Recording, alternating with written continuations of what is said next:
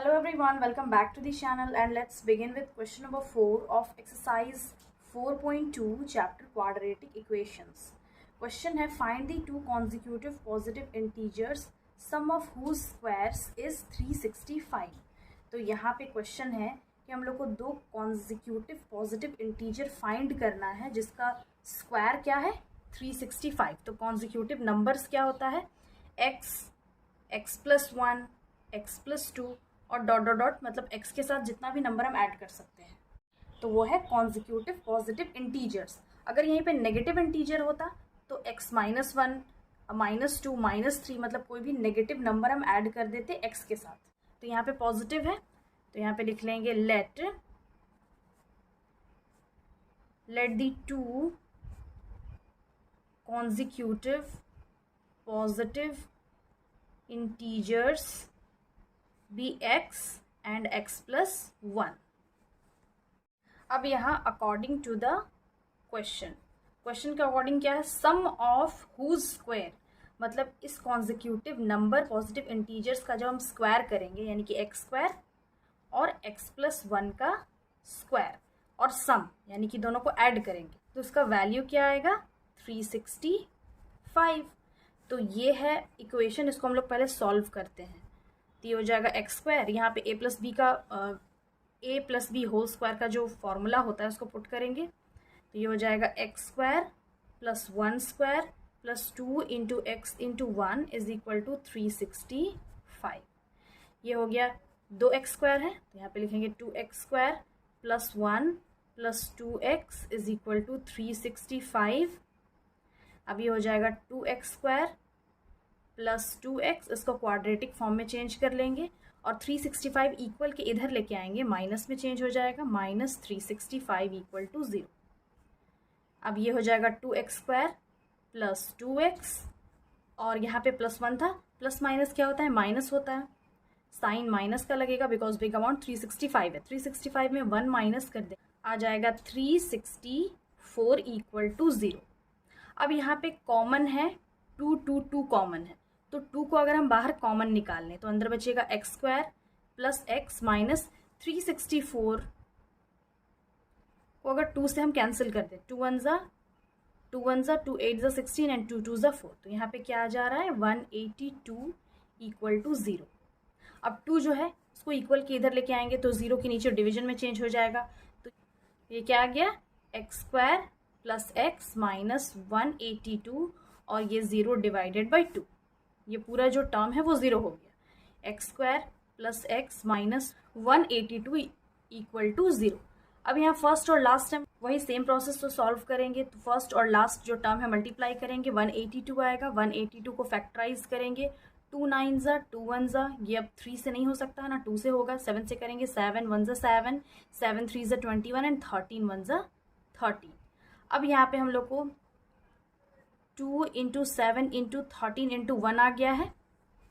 Middle term लाना होगा plus या माइनस करेंगे और ऐसे अरेंज करेंगे नंबर को कि ये मिडिल टर्म आना चाहिए. तो ऑब्वियसली अगर 7 2 14 होता है 14 में 13 माइनस करेंगे तो 1x आएगा. तो ये हो गया x² minus 182 equal to 0.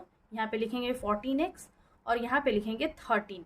Sign किसका लगेगा यहाँ पे प्लस का और यहाँ पे माइनस का. तो दोनों में x कॉमन है x कॉमन ले लेंगे अंदर बचेगा x प्लस 14. यहाँ पे कॉमन है -13 अंदर होगा x plus 14 equal to 0 because minus into plus minus minus into plus minus. अब x प्लस 14 कॉमन है एक बार लिख लेंगे.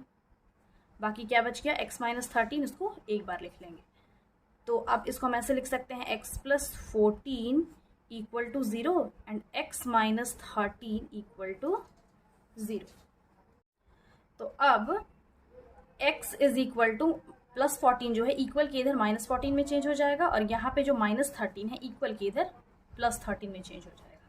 तो यहाँ पे 2 रूट्स हम लोग फाइंड कर लिए हैं. एक है -14 और 13. अब सिंस क्वेश्चन में क्या है गिवन कि फाइंड 2 कॉन्जिक्यूटिव पॉजिटिव इंटीजर्स. अब पॉजिटिव इंटीजर्स फाइंड करने के लिए कहा गया है तो -14 तो नहीं होगा. This number is neglected. सिर्फ एक नंबर होगा 13 बट हम लोग यहाँ फाइंड करना है 2 तो यहाँ पे लिख लेंगे hence the two consecutive positive integers are x क्या होगा 13 और दूसरा है x+1 which is 13 + 1 = 14. Hence the two numbers are 13 and 14, and this -14, since it is negative, therefore it is neglected. Next question है question number 5. The altitude of a right angle triangle is 7 less than its base. If the hypotenuse is 13 centimeter, find the other two sides. तो यहाँ पे question है कि एक right angle triangle है, मान लेते ये एक राइट एंगल ट्रायंगल है और इसमें गिवन क्या है, altitude means perpendicular is 7 less than it's base. तो वो जो बेस है उससे 7 कम है. तो अगर बेस को हम लोग x ले लेते हैं तो इसका जो एल्टीट्यूड है वो क्या हो जाएगा, x - 7, because it is 7 less than it's base और बेस है x. If the hypotenuse given है 13 centimetre, find the other two sides. हम लोग को ये दोनों साइड फाइंड करना है. तो ये A, B, C. तो यहाँ पे पहले जो गिवन है वो लिख लेंगे. गिवन है hypotenuse is 13 centimeter. Its altitude यानी कि perpendicular is 7 less than its base. तो यहाँ पे लिख लेते हैं let the base be x. Therefore इसका जो perpendicular होगा वो होगा x - 7. अब since according to the question, अब हम लोग पाइथागोरस थ्योरम ऑलरेडी पढ़ चुके हैं. पाइथागोरस थ्योरम क्या होता है, h² = p² + b², according to Pythagoras theorem. अब पाइथागोरस थ्योरम क्या है, h² क्या है, ये हाइपोटेन्यूज है, यानी कि इसका स्क्वायर ये दोनों स्क्वायर का सम होगा. यानी कि h² ये है, bc² = p², यानी कि AC² + AB². जो हाइपोटेन्यूज होता है उसका स्क्वायर ये दोनों के सम के स्क्वायर के इक्वल होता है. तो अब इस थ्योरम के अकॉर्डिंग यहाँ पे BC² क्या है, ये BC² है हाइपोटेन्यूज, तो ये हो जाएगा 13². और AC² है AC² x - 7 whole square plus AB² ये बेस है, दैट मीन्स x². अब इसको सॉल्व करेंगे. 13 का स्क्वायर क्या होता है 169, तो यहाँ पे आ जाएगा 169. अब यहाँ पे a - b होल स्क्वायर जो फॉर्मूला है उसको यूज करेंगे. a - b होल स्क्वायर का फॉर्मूला क्या होता है, a² + b² - 2ab. तो यहाँ पे x² + 7² - 2 × x × 7 + x². तो ये आ गया 169 = x². 7 7 से क्या होता है 49 होता है, -7 2 = 14x + x². अब ये 169 = लाइक टर्म्स है x², तो ये हो जाएगा 2x² - 14x + 49. अब इसको इंटरचेंज कर लेंगे तो ये हो जाएगा 2x² - 14x + 49, और ये 169 इक्वल की इधर लेके आएंगे, चेंज करेंगे तो जो प्लस में है माइनस में चेंज हो जाएगा. 169 = 0. अब ये हो गया 2x² - 14x. 69 में 49 माइनस करेंगे तो इसका वैल्यू क्या आएगा 120. तो यहाँ पे आ जाएगा -120 = 0. अब ये क्या आ गया है क्वाड्रेटिक फॉर्म में, तो बट यहाँ पे 2 कॉमन है, तो 2 कॉमन जो है उसको बाहर निकाल लेंगे. 2 कॉमन है x² - 7, 2 7 तो यहाँ 7x होगा, और 2 6 अंदर 60 बचेगा = 0. कि 2 इक्वल के इधर लेके आएंगे 0 / 2, तो पूरा टर्म 0 हो जाएगा 0 / 2. x² - 7x - 60 = 0.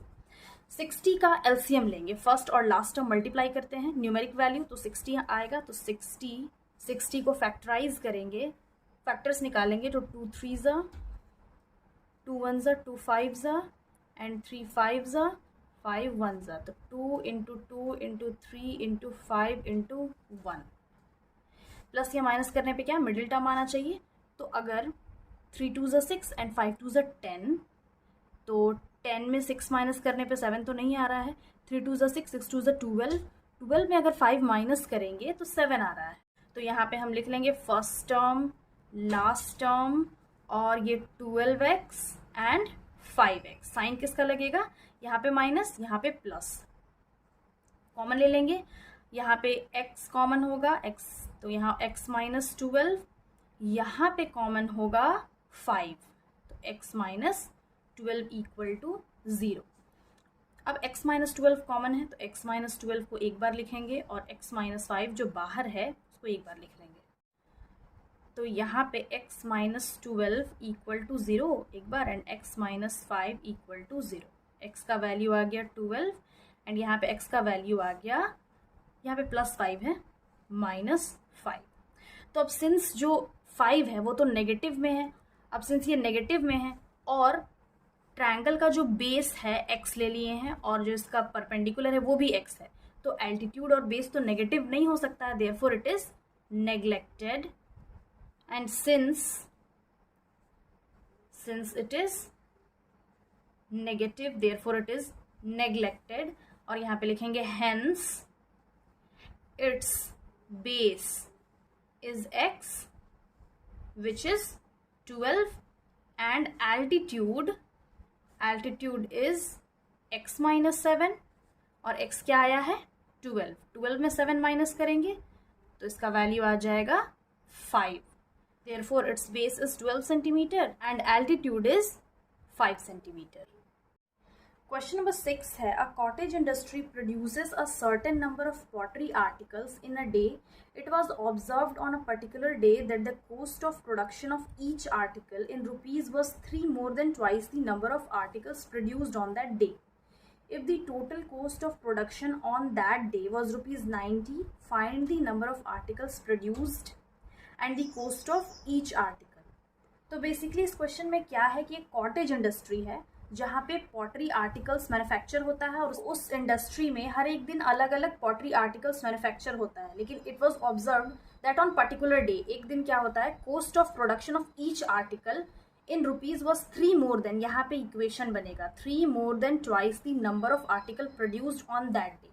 Eight one particular day क्या होता है कि जो आर्टिकल होता है इन रुपीज में 3 more than twice the number produce होता है एक दिन में। अगर टोटल कोस्ट उस दिन का जो प्रोडक्शन है उसका टोटल कोस्ट है रुपीज 90, तो हम लोग को फाइंड करना है कि कितना नंबर ऑफ आर्टिकल्स उस दिन प्रोड्यूस हुआ था और उसका कोस्ट क्या है, उस आर्टिकल का कोस्ट क्या होगा।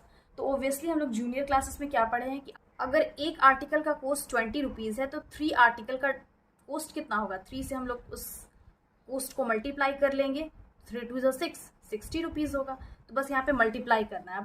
अब इसका हम लोग सॉल्यूशन देख लेंगे। यहाँ पे हम लोग को फाइंड करना है number of articles produced and the cost of each article. तो जो फाइंड करने के लिए कहा जाता है उसी को हम लेट कर लेते हैं।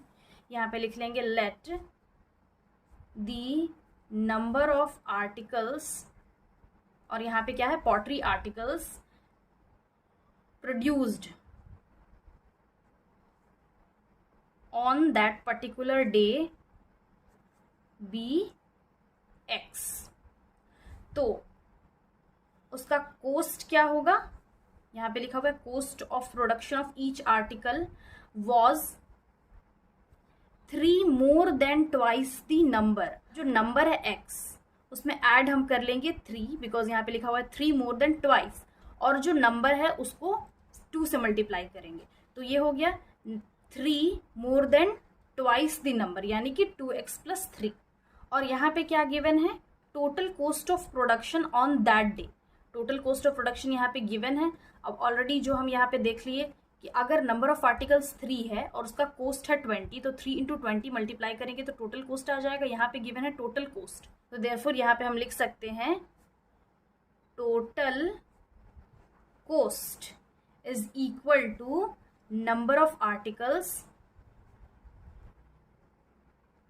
इनटू उसका cost of one article, cost of one article, या फिर प्रोडक्शन भी लिख सकते हैं। यहाँ पे आर्टिकल्स लिख लेते हैं।